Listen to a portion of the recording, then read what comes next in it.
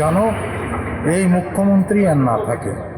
উনি যদি সহযোগিতা করতেন নিশ্চয়ই তার কথা হতেন। উনি সহযোগিতা করবেন কি করি?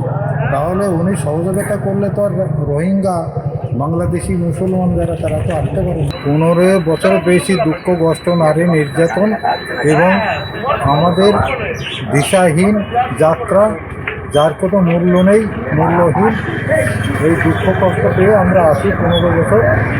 আমরা এখন একটু শান্তিতে থাকতে চাই। আমাদের আবেদন যেন এই মুখ্যমন্ত্রী আর না থাকে। এখনও যে সীমান্তে তার কাটা হয়নি, সেটা বলবো আমার রাজ্য সরকারের ব্যর্থতা।